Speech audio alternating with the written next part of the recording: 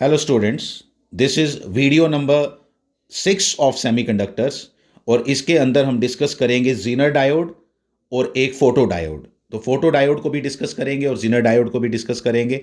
Zener diode का symbol मैंने साथ में ही दिया है आपको। इसका सिंबल कैसा होता है, बिल्कुल डायोड जैसा, लेकिन साथ में ही देखो कैसा है। डायोड कैसा था, डायोड बिल्कुल डायोड इस तरह से बनाते थे, ट्रायंगल और एक लाइन बना दी तो ये डायोड बन गया। ठीक है, इसमें हम इसका जेड बना देते हैं यहां, ऐसा।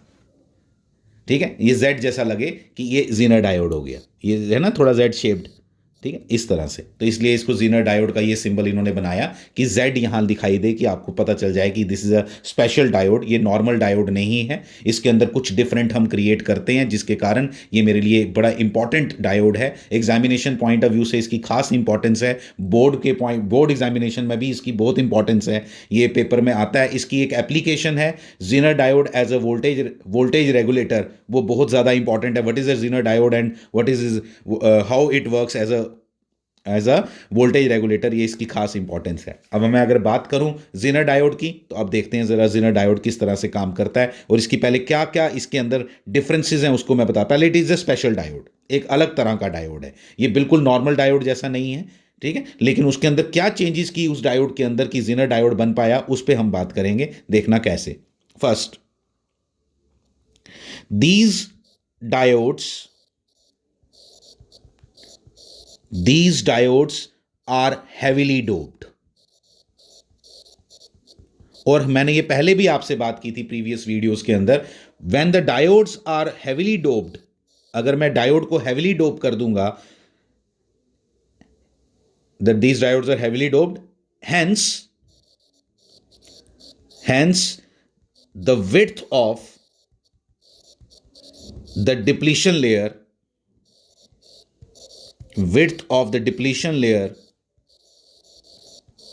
is very thin।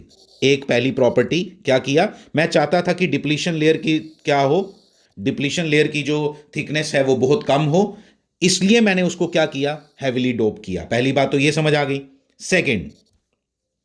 Second, depletion layer जो है वो क्या है, थिन है। As electric field is equal to V upon W, यानी कि barrier potential divided by width of the depletion layer. जब विड्थ अगर कम है, as E is equal this, E will be very high in these special diodes, in these, या these की जगह आप सीधा लिख दो in Zener diodes। ठीक है, ये भी समझ आ गया। अब इलेक्ट्रिक फील्ड हाई होने की वजह से क्या हुआ, इलेक्ट्रिक फील्ड हाई है, as E is very high,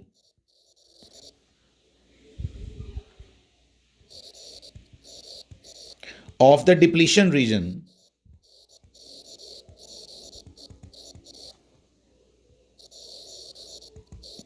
hence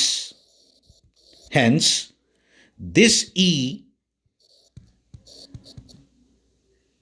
will be able to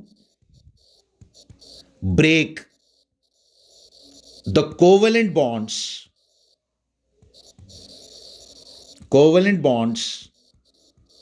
in valence band. ठीक है, ये होगी बात।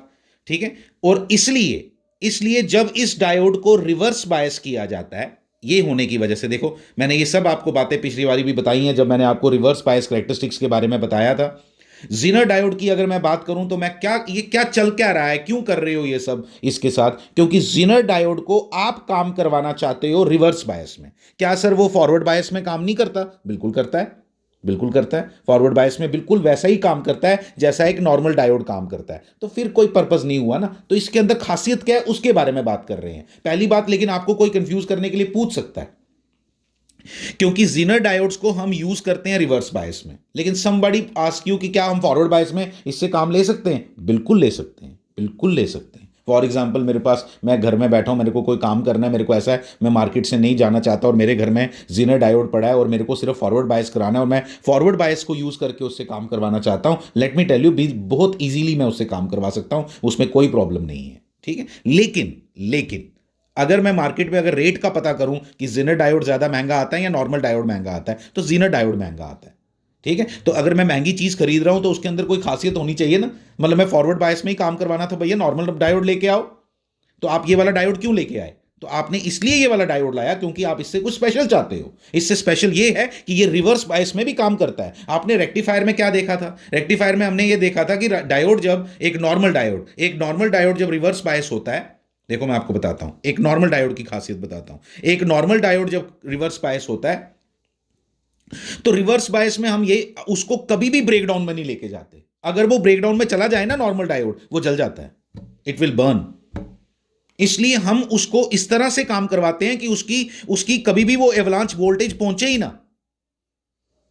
वो हम देख के लाते हैं, एप्लीकेशन बेस पे काम करते हैं और मार्केट से भी उसी तरह उसी रेटिंग का खरीद के लाते हैं जिसमें जिसमें वो रिवर्स बायस में हम उसको उस वोल्टेज से ऊपर वोल्टेज नहीं जाने देते। हम पूछ के आते हैं कि भाई इसका रिवर्स बायस, इसका रिवर्स ब्रेकडाउन कब होगा, इसका एवलांच ब्रेकडाउन कब होगा, या इसका जीनर ब्रेकडाउन कब होगा। तो हम नहीं चाहते कि रिवर्स बायस में नॉर्मल डायोड काम करे, लेकिन जीनर डायोड को स्पेशल बनाया गया है कि ये रिवर्स बायस में भी काम करने की कैपेबिलिटी रखता है। और वो क्यों किया हमने, वो सब तब क्लियर होगा जब हम जब जीनर डायोड को पढ़ेंगे। किस लैंग्वेज में? जब हम पढ़ेंगे उसकी एप्लीकेशन, किस काम आ रहा है, ये क्यों किया मैंने यूज, ये उसकी बात हम करेंगे। तो अब मैंने जो समझना है उसको जरा अच्छे से चलते हैं आगे, और उसके लिए ये सब कुछ चल रहा है। क्या? It is heavily doped, width of the depletion layer is very thin. Heavily dope के कारण डिप्लीशन लेयर की थिन हो गई लेयर, ठीक है। डिप्लीशन लेयर की जो थिकनेस यहां पे W है वो क्या होगी, कम होगी, इसलिए E हाई हो गया। E हाई होने के कारण उसने कोवलेंट बॉन्ड जो बनते हैं आपके वैलेंस बैंड में, उसको ब्रेक किया। अगर ये कोवलेंट बॉन्ड आपके ब्रेक हुए, अब क्या फायदा होगा? अब कोवलेंट बॉन्ड ब्रेक होने के कारण माइनॉरिटी चार्ज कैरियर्स बढ़ गए। as we know in reverse bias conditions, minority charge carriers are responsible for the current। अगर आप इसके करेक्टरिस्टिक्स को ध्यान से देखो, मैं आपको बताता हूं, पहले मैं बनाता हूं, फिर आपके लिए पिक भी है मेरे पास जो आपने एग्जाम में बनानी होती है, लेकिन पहले मैं आपको दिखाता हूं कि reverse bias character. Forward bias कैसे भाई? फॉरवर्ड बायस तो बिल्कुल ऐसा, लेकिन रिवर्स बायस कोई करंट नहीं, पहले अचानक ब्रेकडाउन। और ब्रेकडाउन की एक खास करेक्टरिस्टिक्स है, ये देखो इसी तरह के। और ये कहां पे ब्रेकडाउन हुआ? दो तरह के ब्रेकडाउन होते हैं, याद रखना हमेशा, दो तरह के ब्रेकडाउन होते हैं। एक जीनर ब्रेकडाउन होता है, एक एवलांच ब्रेकडाउन होता है। एवलांच ब्रेकडाउन नॉर्मल डायोड्स में होता है, जीनर डायोड इसी में हो सकता है। क्यों? क्योंकि यहां पे डिप्लीशन लेयर थिन है, यहां पे इलेक्ट्रिक फील्ड इतना डोमिनेट कर जाता है कि वो डायरेक्टली कोवलेंट बॉन्ड्स को ब्रेक कर देता है। और कोवलेंट बॉन्ड्स को ब्रेक करना है, जिस पे ब्रेक करता है उसको हम यहां पे खास तौर पे VZ बोलते हैं, ठीक है। हम इसको रिवर्स ब्रेकडाउन बोला था वहां पे, लेकिन अब जीनर डायोड की पर्टिकुलरली जब बात करो तो बुक्स इसको क्या लिखना पसंद करती हैं? VZ, ठीक है। तो आपने ये समझा। तो पहली बात तो ये हमने अंडरस्टैंड की कि रिवर्स बायस में इसको काम करवाना चाहते हैं। क्या फॉरवर्ड बायस में काम होता है? बिल्कुल होता है। तो जब मैंने इसको इस तरह से देखा, इन करेक्टरिस्टिक्स को जरा ध्यान से देखो। इन करेक्टरिस्टिक्स के अंदर एक बड़ी इंटरेस्टिंग बात छुपी हुई है, वो आपको देखनी है। क्या? रिवर्स करेक्टरिस्टिक्स में क्या? ये देखो, आपको मालूम है ये क्या होता है? ये वोल्टेज है और ये करंट है। करंट बढ़ती जा रही है, वोल्टेज नहीं चेंज हो रही। इसीलिए हम इसको as a voltage regulator use कर सकते हैं। ये इसका मेन कारण है, जो इसकी सबसे बड़ी इंपॉर्टेंस है। वोल्टेज नहीं चेंज हो रही, ये लगभग पैरेलल है ना इसके। करंट बढ़ती जा रही है, करंट जबरदस्त बढ़ेगी। उस जबरदस्त करंट के बढ़ने, करंट से हम डरते हैं भाई, करंट एकदम बढ़ जाएगी तो पंगा बढ़ जाता है चीजों के साथ। हर दुनिया में हर चीज की एक लिमिट है, उसके अंदर से आप कुछ एक लेवल की करंट पास कर सकते हो। ऐसा नहीं है कि जितनी मर्जी करंट पास कर लो, ठीक है। तो इस करंट का भी कुछ हमें सोचना पड़ेगा, वो हम बाद में बात करेंगे, अभी उसके बारे में बात नहीं कर रहे। इतनी बात लेकिन हमें अभी तक क्लियर हुई कि जीनर डायोड को मैं काम कहां कराना चाहता हूं? रिवर्स बायस में, ठीक है। क्यों काम करवाना चाहता हूं वो भी दिख जाएगा अभी आगे, ठीक है। क्योंकि उसको वोल्टेज रेगुलेटर की तरह यूज करना है। और वोल्टेज रेगुलेटर को क्यों यूज कर पाए, आप देखो ना, ये देखो वोल्टेज रेगुलेटर की ये खासियत क्या। वोल्टेज रेगुलेटर होता क्या है, पहले ये समझते हैं। वोल्टेज रेगुलेटर ये होता है कि अगर मैं उसको, वोल्टेज रेगुलेटर की ये होता है कि मैं मार्केट से खरीद के लाया 5 वोल्ट का वोल्टेज रेगुलेटर, ठीक है, मार्केट से खरीद के लाया 5 वोल्ट का वोल्टेज रेगुलेटर। क्यों खरीद के लाया, पहले ये बताओ।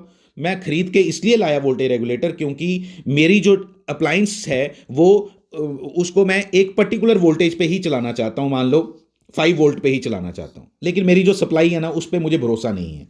उस जो सप्लाई है वो उसकी वोल्टेज जो है वो चेंज होती जाती है, 2 से लेके 6 तक, 2 से लेके 10 तक कहीं पे भी चेंज हो जाती है, ठीक है। तो जब ये 2 से लेके 10 तक चेंज होती है तो 5 वोल्ट के ऊपर मैं उसको बिल्कुल नहीं चलाना चाहता, ठीक है। 5 वोल्ट पे एग्जैक्ट नहीं, मैं 5 वोल्ट से ऊपर उसको नहीं चलाना चाहता, क्योंकि मुझे मालूम है 5 वोल्ट से ऊपर होगा ना जब, तो वो जो मेरी एलईडी है या जो भी मेरा अप्लायंस है वो जल जाएगा, ठीक है, जल जाएगा। इसलिए मैं चाहता हूं कि उसको मैं 5 वोल्ट से नीचे नीचे चलाऊं, 5 वोल्ट से ऊपर की वोल्टेज ना दूं। तो वोल्टेज रेगुलेटर एक ऐसी चीज होती है जिसको 2 वोल्ट दो, तो 2 वोल्ट देने पे वोल्टेज रेगुलेटर आउटपुट क्या देता है, 2 वोल्ट, ठीक है। 3 वोल्ट दो तो आउटपुट क्या देगा, 3 वोल्ट। 4 वोल्ट दो तो आउटपुट क्या देगा, 4 वोल्ट। 5 वोल्ट दो तो आउटपुट क्या देगा, 5 वोल्ट। 6 वोल्ट दो तो आउटपुट क्या देगा, 5 वोल्ट। 7 वोल्ट दो तो आउटपुट क्या देगा, 5 वोल्ट। ये इंटरेस्टिंग बात है जो मैंने यहां सीखनी थी, जो यहां पे मुझे अंडरस्टैंड करनी है। ये बात इसमें सबसे इंपॉर्टेंट है। समझ आई बात, कि वोल्टेज रेगुलेटर पहले ये है, यानी कि एक रेंज के बाद, वोल्टेज तुम जितनी मर्जी बढ़ा दो, वो आउटपुट में क्या दे, आपको एक कांस्टेंट वोल्टेज दे। क्या दे, कांस्टेंट वोल्टेज। यही प्रॉपर्टी मुझे कुछ रिवर्स बायस को देख के नजर आई, तो लोगों ने जब इस चीज को देखा तो उन्होंने कहा भाई जीनर डायोड को तुम ऐसा डायोड अगर बना पाए जो जीनर ब्रेकडाउन करे, तो तुम्हें क्या दिखेगा, तुम्हें एक फायदा होगा। तुम उस जीनर डायोड को as a voltage regulator use कर पाओगे, उसको यूज कर पाओगे, ठीक है। तो इसमें हम इस बात को हमने अंडरस्टैंड किया, ठीक है, इसको हमने अंडरस्टैंड किया। अब मैं एक बात आपको बता देता हूं, इसके जो करेक्टरिस्टिक्स हैं, मैं आपको बताया मैंने पहले ही कि मैंने एनसीईआरटी की बुक से वो इमेजेस लाई होती हैं, वो आप अब देखो, ठीक है, और वही आपने पेपर में बना लेनी है।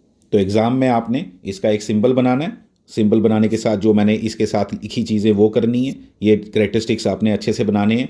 फॉरवर्ड बायस में वो इतना इंटरेस्टेड नहीं था बनाने में, उसने बोला भाई वो तो बिल्कुल वैसा है जैसे नॉर्मल डायोड के हैं, तो तुम पूरी भी बना सकते हो या ऐसी भी बना सकते हो, कोई प्रॉब्लम नहीं है, ठीक है। आपका जो चेक करना है उसने वो करना है कि भाई रिवर्स बायस में जीनर डायोड की एक स्पेशल खासियत बात है, ठीक है, वो ये है कि ये है एवलांच ब्रेकडाउन हम होने नहीं देते। एवलांच ब्रेकडाउन से हमेशा पहले होता है जीनर ब्रेकडाउन, ये भी याद रखना बात, ठीक है। तो एवलांच ब्रेकडाउन तो पहले इसमें होगा ही नहीं, ठीक है। हाँ, अगर जीनर ब्रेकडाउन ना हो तो फिर आगे जाके एवलांच ब्रेकडाउन हो जाता है, ठीक है, लेकिन इसमें पहले जीनर ब्रेकडाउन ही हो जाना है तो एवलांच की बात ही नहीं होती। तो इसमें सिर्फ जीनर ब्रेकडाउन होता है। एवलांच ब्रेकडाउन सिर्फ वहां होता है जब आप लाइटली डोप्ड करते हो नॉर्मल डायोड को, और उसमें हम कभी भी ब्रेकडाउन रीजन में इसको लेके नहीं जाते, क्योंकि उसकी डिजाइनिंग इस तरह से होती है कि वो उतनी करंट को हैंडल नहीं कर सकता। लेकिन इसकी डिजाइनिंग इस तरह की है कि ये रिवर्स बायस में जब काम करेगा, आप देखो इसको हम क्या पढ़ेंगे next, Zener diode as a voltage regulator, Zener diode as a voltage regulator. ये सब आपने कहानी जो मैंने आपको बताई वो बिल्कुल ऐसे ही लिखनी है आपने, ठीक है। जो जो मैंने बातें बोली उनको भी नोट करके रखो। और अब हम आगे पढ़ेंगे Zener diode as a voltage regulator. So this is the topic, Zener diode as a voltage regulator. आप इसको अच्छे से अंडरस्टैंड करेंगे, वेरी इंपॉर्टेंट, मैं पहले बार बार आपको बता रहा हूँ, ठीक है। देखना ज़रा, इसका सर्किट बनाऊंगा मैं, उसको अंडरस्टैंड करेंगे, ठीक है। देखो हमने क्या है हमारे पास, मैं आपको बताता हूँ, इस तरह की आपको एक चीज़ दिखाता हूँ कि हमारे पास एक मान लो बैटरी है,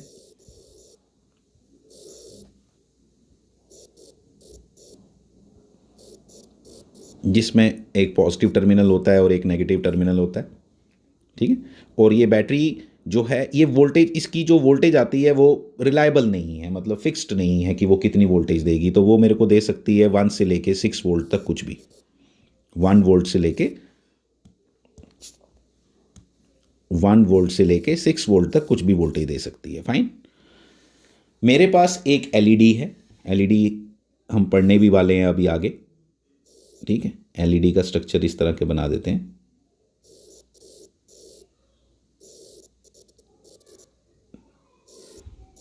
एक एलईडी है। ये एलईडी जो है ये काम करती है 3 वोल्ट पे, ठीक है, ये काम करती है 3 वोल्ट पे। 3 वोल्ट से नीचे इसको इतनी परेशानी नहीं है, लेकिन 3 वोल्ट से ऊपर हो गई तो ये जल जाएगी, ठीक है। तो ये अगर मतलब अब इसको डायरेक्टली इसके साथ कनेक्ट करना कितना डेंजरस हो गया, पहले आपने ये समझना है।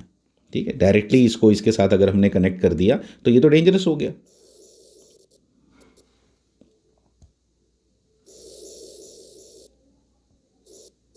ठीक है, ये आपस में कनेक्शन नहीं होता यहाँ। आप इसको वैसे यहाँ ऐसे दिखा सकते हो, मैं बताता हूँ आपको।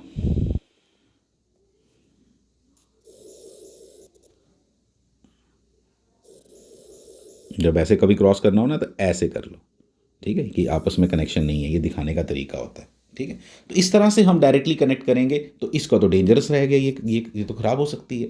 अब इसी सर्किट को, ये तो आपने समझा इस तरह से, आप पहले समझना ये एलईडी जो चलती है वो कितने पे चलती है, ये कितने पे चलना, ये मतलब 3 वोल्ट से नीचे नीचे इसको इतनी परेशानी नहीं है, तब तो इसका थोड़ी ब्राइटनेस कम हो जाएगी। 3 वोल्ट से नीचे, 3 वोल्ट पे ये परफेक्ट चलती है, 3 वोल्ट से ऊपर दिया तो ये जल जाएगी।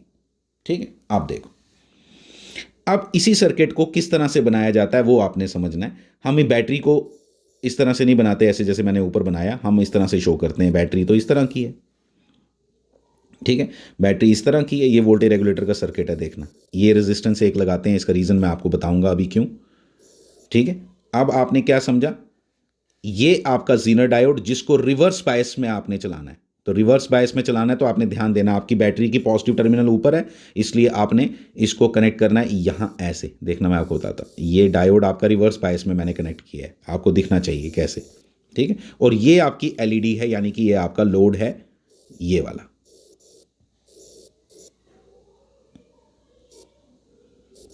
ठीक है, जीनर डायोड की शक्ल आपने बनानी है, ऐसे बनाते ही उसको पता चल गया इसने जीनर डायोड बनाया है। ठीक है, ये रेजिस्टेंस आर आपने सीरीज में लगाया है और ये आपकी वोल्टेज है जो फ्लक्चुएटिंग है, अब उस फ्लक्चुएटिंग से मैंने देखना है कि क्या होगा, उसको समझना है। और ये जीनर डायोड देखो कितना इंटरेस्टिंगली यहाँ पे काम करेगा, इस बात को हम अच्छे से इस सर्किट को अंडरस्टैंड करेंगे। देखना कैसे, जिस समय इसकी वोल्टेज कम होगी, जिस समय इसकी वोल्टेज मतलब कितनी है, मैंने मार्केट से जो जीनर डायोड लाया वो कितना, उसका वीजेड कितना है, उसको ऐसे बोलेंगे, उसका वीजेड कितना है, उसका वीजेड है 3 वोल्ट। मैंने जानबूझ के 3 वोल्ट वाला लाया क्योंकि मुझे मालूम था कि जो मेरा लोड है वो सबसे बेस्ट किस किस किस वोल्टेज पे चलता है, 3 वोल्ट पे चलता है। 3 वोल्ट से नीचे जब चलेगा तो फिर मेरे पास कोई अभी उसके लिए नहीं है कि उसको 3 वोल्ट में बना सकता हूं, लेकिन 3 वोल्ट से ऊपर होगा तो उससे मेरे को डर है ना, मेरा एलईडी खराब हो जाएगी। मेरी एलईडी जो मैंने यहाँ लगाई है, एलईडी वो टीवी नहीं है, एलईडी प्लीज समझना जरा, छोटी सी एलईडी है ये। ठीक है, तो 3 वोल्ट पे, उस 3 वोल्ट से ऊपर गई तो वो जल जाएगी, आपको कोई बोलने की जरूरत भी नहीं है। एलईडी इट्स अ लोड जो 3 वोल्ट पे ही काम करता है, और ये एग्जाम्पल्स हैं। ठीक है, तो अब मैंने क्या किया, मैंने मार्केट से एक क्या लाया, मैंने जीनर डायोड लाया जिसकी जिसकी वीजेड किसके बराबर है, 3 वोल्ट के। अब मैं क्या करना चाहता हूं, आप समझना जरा अच्छे से, जिस समय वोल्टेज होगी लेस देन 3 वोल्ट, यानी कि 1 वोल्ट और 2 वोल्ट, ठीक है, 1 वोल्ट से लेके 2 वोल्ट या 3 less than 3 volt, when V is less than 3 volt, जब लेस देन 3 वोल्ट होगा, जब लेस देन 3 वोल्ट होगा तो आपको बड़े अच्छे से इसके करेक्टरिस्टिक्स मालूम है। जब ये ऐसे करेक्टरिस्टिक्स हैं, 3 वोल्ट से नीचे नीचे इसकी करंट कितनी है, ये बिल्कुल लगभग जीरो। मतलब जीनर डायोड में से कितनी करंट जाएगी, बिल्कुल जीरो। सारी की सारी करंट कहां से चली जाएगी, यहां से, लोड से। तो ठीक है, जाने दो, कोई प्रॉब्लम नहीं, कोई प्रॉब्लम नहीं। सारी की सारी करंट जीनर डायोड में से तो करंट ही नहीं जा रही, वो लगभग ओपन सर्किट बिहेव करता है उस समय। उसमें से तो करंट तब जाएगी जब जब वोल्टेज कितनी हो जाएगी, 3 वोल्ट। तो जब 3 वोल्ट से ऊपर की वोल्टेज आएगी, when V is greater than 3 volt, जब 3 वोल्ट से ज्यादा हो गया, क्योंकि मुझे मालूम है जो बैटरी मेरी लगी हुई है इसकी वोल्टेज जो है वो 1 वोल्ट से लेके 6 वोल्ट तक हो जाती है, ये मुझे मालूम है। Somehow don't think about this कि वो कैसे हो रहा है। ठीक है, वो आपको उस चीज पे अभी दिमाग लगाने की जरूरत नहीं है। ठीक है, तो मैं क्या कह रहा हूं कि V ग्रेटर देन जब 3 वोल्ट होगा तो तब क्या होगा, जब V ग्रेटर देन 3 वोल्ट होगा उस समय जीनर डायोड एक्टिव हो जाएगा, वो हो गया ब्रेकडाउन उसमें। अब उसमें ब्रेकडाउन होने के कारण, उसमें समझना है आपने, उसमें जब ब्रेकडाउन हुआ तो अब तो वो ज्यादा करंट लेगा। ज्यादा करंट किस में से जाएगी, उसी में से। और देखने वाली बात क्या है कि जितनी मर्जी ज्यादा करंट उसमें से चली जाए, उसकी जो वोल्टेज रहती है वो 3 वोल्ट से कभी नहीं बढ़ती। मैंने बोला ना आपको, ये हमेशा क्या रहता है, 3 वोल्ट। लेकिन हमें डर पता किस चीज का है कि ये जो करंट खुद ले लेता है ना ज्यादा, इसमें से जो ज्यादा, मतलब देखो, जब ग्रेटर देन 3 वोल्ट होगा तो इसके क्रॉस जीनर डायोड के क्रॉस वोल्टेज कितनी होगी, 3 वोल्ट। जब जीनर डायोड के क्रॉस 3 वोल्ट होगी तो आपको मालूम है कि ये दोनों आपस में क्या लगे हैं, पैरेलल में। तो जब ये दोनों आपस में पैरेलल में लगे हैं तो इस लोड की वोल्टेज भी कितनी होगी, 3 वोल्ट। तो लोड के क्रॉस हमेशा 3 वोल्ट रहेगी, जितनी मर्जी तुम ये वाली वोल्टेज इंक्रीज कर दो, क्योंकि बाकी सब कौन ले लेगा? Zener diode. और फिर मैंने ध्यान देना है कि मेरे को डर पता है क्या, कि जीनर डायोड मेरा खराब ना हो जाए, क्योंकि उसमें से तो बहुत ज्यादा करंट पास हो जाती है, हो सकती है, ठीक है। वो सारी करंट को लेने को तैयार बैठा हुआ है, लेकिन उसको मालूम है कि उसकी भी एक लिमिट है करंट लेने की। हर चीज की दुनिया की करंट है लिमिट लेने की। उस करंट को लिमिट करने के लिए हम ये रजिस्टर यूज करते हैं। उस करंट को लिमिट करने के लिए हम लोग ये रजिस्टर यूज करते हैं। आप समझना इस बात को, ठीक है। बाकी वो जितना भी ड्रॉप होगा ना, वो सारा ड्रॉप इसके क्रॉस हो जाएगा। तो आप बोलोगे वो वोल्टेज कहां गई? जैसे आपने यहां पे मान लो जब 6 वोल्ट लगाई तो 3 वोल्ट किसके क्रॉस है? इस जीनर डायोड के क्रॉस। लेकिन बाकी 3 वोल्ट इसके क्रॉस ड्रॉप हो जाएगा, इसके क्रॉस। तो अल्टीमेटली मेरा केवीएल भी सेटिस्फाई होना चाहिए, और मुझे यह भी समझ आ गया कि लोड जो मेरा लगा हुआ है उसको मैंने 3 वोल्ट से ज्यादा वोल्टेज नहीं आने दी। इस सर्किट को हम बोलते हैं this Zener diode now worked as a voltage regulator. इसने मेरी वोल्टेज को 3 वोल्ट से ऊपर नहीं जाने दिया, क्योंकि मैं मार्केट से एक ऐसा जीनर डायोड लेके आया था जिसका वीजेड इक्वल टू कितना था? 3 वोल्ट, यानी कि उसका जीनर ब्रेकडाउन कहां होता था? 3 वोल्ट के ऊपर। यह बात इसमें सबसे इंटरेस्टिंग है जो हमने इसमें समझनी थी। तो Zener diode as a voltage regulator हमने इस टॉपिक के अंदर समझा, ठीक है। फिर इसकी इमेज में दिखा देता हूं आपको।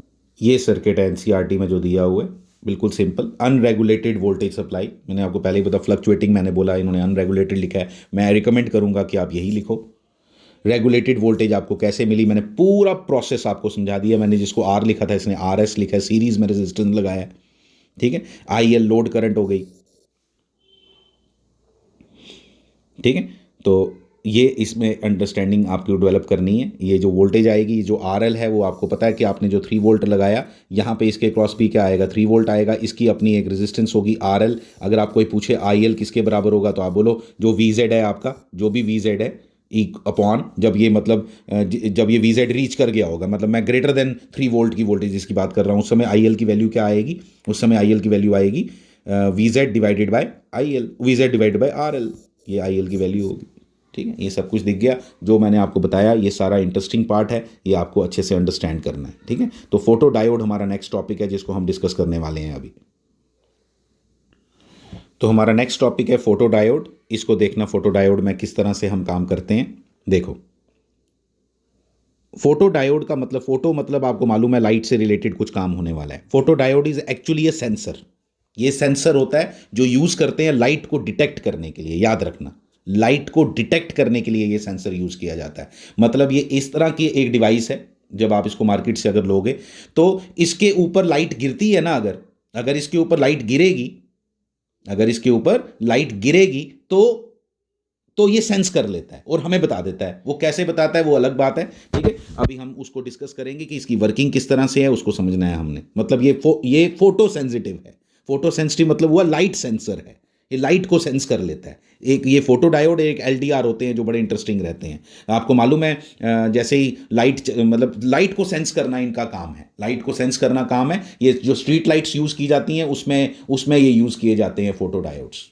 ये फोटो डायोड्स उसमें यूज़ किए जाते हैं। एक और डिवाइस होता है इसी की तरह का, लाइट डिटेक्टिंग रजिस्टर्स होते हैं, वो भी यूज़ किए जाते हैं और ये भी यूज़ किए जाते हैं। तो photo diodes are use for street lighting. जैसे स्ट्रीट लाइट में मतलब कि सेंस हो जाए पहले से कि अंधेरा हो गया तो लाइट ऑन हो जाए, तो वो सेंस कौन करेगा? अपने आप उसको कोई स्विच ऑन नहीं करता है, वो ऑटोमेटिकली ऑन हो जाती है, ठीक है। तो जैसे कभी क्लाउडी डे हो, एकदम ब्लैक क्लाउड्स आ जाएं, अंधेरा पड़ जाए, तो उस समय ये काम आते हैं, ठीक है। तो वो अलग बात है कि उसको यूज़ करना हमने नहीं उन सर्किट्स को यूज़ करना। इंजीनियरिंग लेवल पे आप पढ़ोगे वो सब। हमने सिर्फ समझना है कि ये फोटो डायोड में ऐसा क्या हो गया कि लाइट से ये चलने शुरू हो गया, ऐसा डायोड है, ये क्या है इसमें, ठीक है। तो पहले नॉर्मल वर्किंग समझते हैं डायोड की और इस पर फिर आते हैं। फोटो डायोड के थ्रू हमें पहला थोड़ा सा अंडरस्टैंडिंग करते हैं, जो इसमें पहले डायोड की वर्किंग आपको समझ आनी चाहिए, तभी ये पता चलता है आपको कि क्या चल रहा है। इसलिए मैं दोबारा से पीएन जंक्शन डायोड को लेके थोड़ी सी बात आपके साथ करूंगा। ये आपका पी टाइप सेमीकंडक्टर, ये आपका एन टाइप सेमीकंडक्टर, ठीक है। एक ही इंट्रिंसिक सेमीकंडक्टर के अंदर आधे पोर्शन में हम ट्राइवेलेंट इंप्योरिटी डालते हैं और आधे पोर्शन के अंदर हम पेंटावेलेंट इंप्योरिटी डालते हैं। जहां पेंटावेलेंट इंप्योरिटी डालते हैं वो एन टाइप सेमीकंडक्टर बन गया, जहां हम ट्राइवेलेंट इंप्योरिटी डालते हैं वो आपका पी टाइप सेमीकंडक्टर बन गया। Fine. In P type semiconductor आपको क्या दिखाई दे रहा है? वहां पे कौन है मेजॉरिटी चार्ज कैरियर्स? होल्स, जिसको मैंने ये इस तरह से सर्कल से शो किया है। और एन टाइप में डॉट्स मैंने बनाए हैं रेड कलर के, वो हो गए आपके इलेक्ट्रॉन्स, ठीक है। तो इस तरह की एक स्टोरी है। एक बात आपने क्या समझना है यहां पे कि क्या आपको ये क्वेश्चन कंफ्यूज करने के लिए भी पूछा जाता है कि पी टाइप सेमीकंडक्टर और एन टाइप सेमीकंडक्टर का जो चार्ज है वो क्या है? वो न्यूट्रल है, वो दोनों न्यूट्रल हैं। आप अगर इसकी बिल्कुल वर्किंग को अंडरस्टैंड करो, जो स्टार्टिंग से हमने इसको अंडरस्टैंड किया था कि पी टाइप सेमीकंडक्टर कैसे बना, तो चार्ज पार्टिकल तब बनता है, एक मटेरियल चार्ज तब होता है जब उसके अंदर एक्सेस इलेक्ट्रॉन्स या डेफिशिएंट इलेक्ट्रॉन्स हों। यहां पे तो ना ऐसा है, यहां पे तो जितने इलेक्ट्रॉन्स हैं उतने ही प्रोटॉन्स हैं। प्रोटॉन्स की अगर बात करें, प्रोटॉन होल्स और प्रोटॉन्स अलग अलग चीजें हैं, ठीक है। तो जो जैसे पी टाइप सेमीकंडक्टर है आपका, तो पी टाइप सेमीकंडक्टर के अंदर आपने ट्राइवेलेंट इंप्योरिटी डाली, ट्राइवेलेंट इंप्योरिटी डाली, वो कोवेलेंट बॉन्ड के अंदर एक कमी रहेगी इलेक्ट्रॉन की, जिसको आप होल दिखा रहे हो, ठीक है। लेकिन क्या इलेक्ट्रॉन्स और प्रोटॉन्स का नंबर यहां पे बिल्कुल इक्वल है दोनों टाइप ऑफ सेमीकंडक्टर्स में? बिल्कुल। तो यानी कि ये इलेक्ट्रिकली, पहली बात समझना है कि न्यूट्रल है, इलेक्ट्रिकली ये न्यूट्रल है, ठीक है। इलेक्ट्रिकली न्यूट्रल है, समझ आ गया। जैसे ही आपने इन दोनों को जोड़ा, ठीक है, या जब ये दोनों एक दूसरे के साथ कॉन्टैक्ट में आए, हुआ क्या? होता ये है कि जो ये लेयर के ये जो जंक्शन है ना, इसको जंक्शन बोलते हैं, ये वाला, ये जो बीच में लाइन डाली है इसको जंक्शन बोलते हैं, फाइन। तो जो ये आपके इलेक्ट्रॉन्स हैं वो इधर होल्स के पास चले गए, ये वाला इलेक्ट्रॉन भी होल के पास चला गया, ये वाला इलेक्ट्रॉन भी होल के पास चला गया। यानी कि इसका मतलब ये हुआ, जैसे ये 3 इलेक्ट्रॉन मैं यहां दिखा रहा हूं, जब ये यहां से यहां गए तो होगा क्या? होगा क्या? इसके पास इलेक्ट्रॉन बढ़ गए, इसके पास इलेक्ट्रॉन कम हो गए। अब ये न्यूट्रल नहीं रहा, अब ये न्यूट्रल नहीं रहा। और ये वाली जो रीजन है ना, ये वाला रीजन जहां पे ये देखो, ये वाले रीजन में क्या हुआ, यहां पे ना तो अब होल्स हैं ना तो इलेक्ट्रॉन, क्योंकि इलेक्ट्रॉन जब होल को मिल गया तो वो कहां होल रहा? वो होल रहा ही नहीं। Deficiency of electron is a hole. तो अब जो एन टाइप सेमीकंडक्टर का ये वाला पोर्शन है, एन टाइप सेमीकंडक्टर का जो ये वाला पोर्शन है, वो क्या हो गया? इलेक्ट्रॉन चले गए ना यहां से, तो क्या बन गया? Positive, positively charged. ये जो मैंने शो की यहां पे, ये वाला रीजन, ये वाला, ये जो मैंने बनाया, ये यहां से लेके ये वाला, ये आपकी डिप्लीशन रीजन है, ठीक है। ये हो गया, इसको इलेक्ट्रॉन मिले थे इसलिए, पहले ये न्यूट्रल थे, पहली बात समझनी है आपने, ठीक है। अब लेकिन अब यहां पे चार्ज है और ये आपकी डिप्लीशन लेयर बनी। ये जो आपको यहां दिखाई दे रहा है, इसको हम बोलते, यहां पे मैंने इसको बोला था आपको फिक्शियस बैटरी, ठीक है, फिक्शियस बैटरी की तरह ये डिप्लीशन लेयर बनी। अब हम क्या करते हैं फोटो डायोड में, फोटो डायोड में हम क्या करते हैं? पहली बात, इसको रिवर्स बायस करते हैं। रिवर्स बायस कैसे करते हैं वो आपको अच्छे से मालूम है, हम रिवर्स बायस कैसे किया करते हैं, ठीक है। हमने इसको रिवर्स बायस किया। रिवर्स बायस करने पे क्या हुआ? रिवर्स बायस करने पे होता क्या है, इसको हमने समझना है अच्छे से। ये पॉजिटिव टर्मिनल ऑफ बैटरी है, ये पॉजिटिव टर्मिनल ऑफ बैटरी है, इसलिए यहां से ये इलेक्ट्रॉन को खींचती है और यहां पे दे देगी इसको,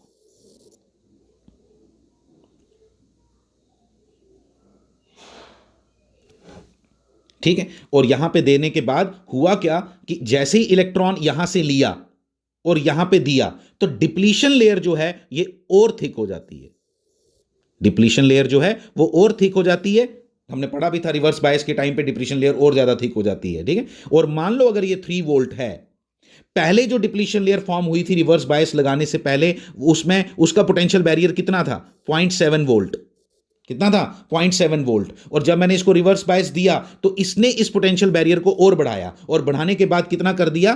3 वोल्ट। समझना प्लीज, 3 वोल्ट कर दिया। डिप्लीशन लेयर और बढ़ गई, डिप्लीशन लेयर और बढ़ गई, पोटेंशियल बैरियर और बढ़ गया। पोटेंशियल बैरियर कितना हो गया? 3 वोल्ट। और 3 वोल्ट होते ही ये अल्टीमेटली जो आपने समझा कि जो 3 वोल्ट होते ही हुआ क्या, 3 वोल्ट होते ही अल्टीमेटली करंट फ्लो करना बंद कर गई। और ये करंट जो है वो मोमेंटेरली करंट फ्लो करती है, आपने इस बात को समझना है। ये करंट बिल्कुल मोमेंटेरली फ्लो करती है, और ये करंट जो मोमेंटेरली फ्लो करती है इसको हम ट्रांजिएंट करंट बोलते हैं। अगर आप इस जो मैंने आपको अभी समझाया कि ये 7.7 वोल्ट से 3 वोल्ट पहुंचने तक क्या कैसे कैसे ये करंट फ्लो करी, आप इस पोर्शन को स्किप भी कर सकते हो, लेकिन मैं जस्ट आपको बता रहा था यहां पे कि एक नॉर्मल डायोड के अंदर, अभी फोटो डायोड मैंने ऐड नहीं किया है, एक नॉर्मल डायोड के अंदर हम क्या देखते हैं, एक नॉर्मल डायोड के अंदर डिप्लीशन लेयर थिक हो जाती है, और वो क्यों हुई वो मैंने आपको बता दिया। फाइन। अब आपने क्या देखना है, फोटो डायोड की ये कहानी आपको समझ आई। उसके बाद हमने क्या देखना है कि अब फोटो डायोड मतलब किस तरह से वर्क कर रहा है उसको हमने समझना है, ठीक है। अब मैं एक और डायग्राम बना रहा हूं, ध्यान देना। ये मैंने डिप्लीशन लेयर बना दी, जो आपको दिखाई दे रही है, काफ़ी काफ़ी थिक हो गई अब। किसकी वजह से? क्योंकि मैंने इसको रिवर्स बायस लगाया है। ये मैंने रिवर्स बायस किया, ऊपर भी रिवर्स बायस दिखाया ना मैंने। यस, रिवर्स बायस, ठीक है, रिवर्स बायस लगाया है। इसकी वोल्टेज अब 3 वोल्ट है, बराबर है बैटरी के। जब दोनों 3 वोल्ट हो जाएंगे तो करंट क्यों बंद हो जाती है ये भी बता देता हूँ आपको, कि ऊपर जो आपकी बैटरी बनी है वो ऐसी है, नीचे जो आपने बैटरी लगाई है वो भी ऐसी है, ठीक है। ये भी जब 3 वोल्ट का है और ये भी 3 वोल्ट का है, तो अल्टीमेटली करंट कैसे फ्लो करेगी आप देखो जरा।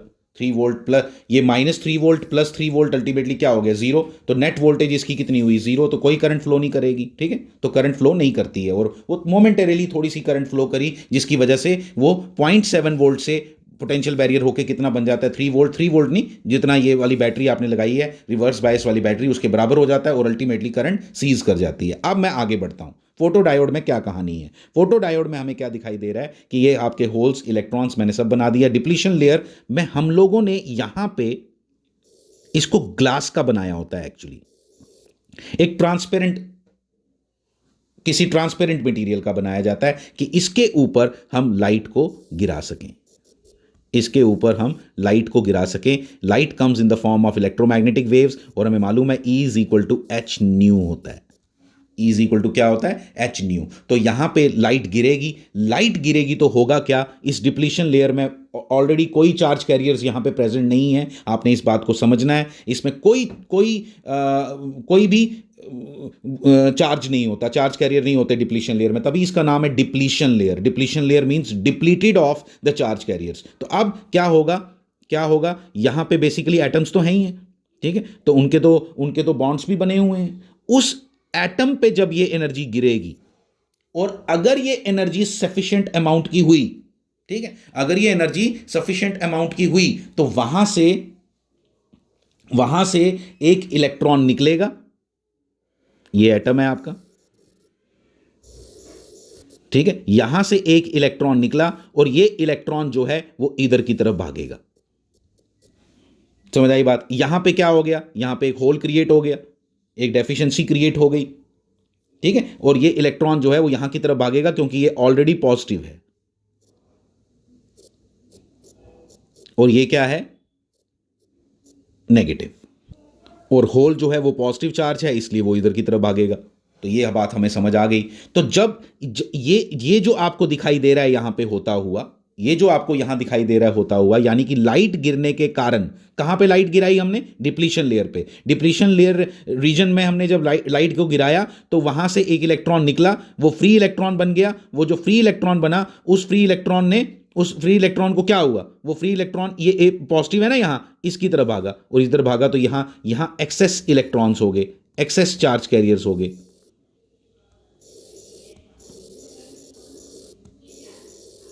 ये जो एक्सेस चार्ज कैरियर्स हैं, अब यहां से फ्लो किए, और अल्टीमेटली एक करंट यहां पे नेट करंट फ्लो करी। या दूसरी लैंग्वेज में बोल सकते हो कि यहां पे चार्ज कैरियर जब डिप्लीशन लेयर के अंदर आए, कहीं पे भी आए, यहां पे आए और यहां पे आए, तो अल्टीमेटली आपकी डिप्लीशन बैरियर, पोटेंशियल बैरियर जो था, जो 3 वोल्ट का था, वो अब 3 वोल्ट से कम हो गया। और कम होने के कारण, अभी मैंने आपको जो बना के दिया था 3 वोल्ट, जब ये ऊपर बनाई थी हमने 3 वोल्ट की, अब ये 3 वोल्ट से कम होकर 2 वोल्ट हो जाएगी, तो करंट फ्लो करेगी। यानी कि लाइट के गिरते ही यहां करंट फ्लो करी, और जैसे ही लाइट बंद होगी तो करंट भी बंद हो जाएगी। मैं आपको यही बताने वाला हूं कि इसका मतलब फोटो डायोड ने क्या किया? फोटो डायोड ने करंट को सेंस कर लिया, फोटो डायोड ने करंट को सेंस कर लिया, और ultimately this is the working of the photo diode.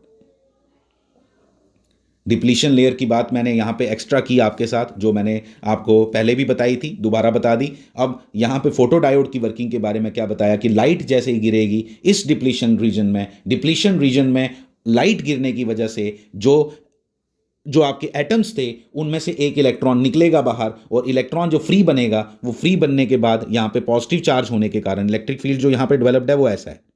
आप इलेक्ट्रिक फील्ड की लैंग्वेज में भी समझ सकते हो, इलेक्ट्रिक फील्ड ऐसा है। और आपको मालूम है electron always flows in the direction opposite to the electric field. तो इलेक्ट्रिक फील्ड से अपोजिट यानी कि वो इस तरफ जाएगा, और होल जो है वो इलेक्ट्रिक फील्ड की डायरेक्शन में जाएगा, तो इस तरह से आएगा, और ultimately the current will flow, इस तरह से करंट फ्लो करती जाएगी, ठीक है। क्योंकि ये इलेक्ट्रॉन, देखो मैं आपको एक और बात बताता हूं, यहां पे जो इलेक्ट्रॉन बना था वो यहां गया, ठीक है, इलेक्ट्रॉन यहाँ गया, इसने इलेक्ट्रॉन को खींचा, यहाँ से इलेक्ट्रॉन आया, ठीक है, यहाँ पे इन होल्स के साथ मिला, ठीक है, तो अल्टीमेटली ये करंट अल्टीमेटली यहाँ से फ्लो करती रहेगी। ये इसका प्रोसेस है करंट के फ्लो करने का। ये इस तरह से नेट जब करंट फ्लो करेगी और लाइट के गिरने पे ये करंट फ्लो करी, इसलिए हमने बोला कि ये जो फोटो डायोड है ये जब भी लाइट गिरती है तो करंट फ्लो करती है, यानी कि मैं करंट को देख के बता सकता हूं लाइट गिरी या नहीं गिरी।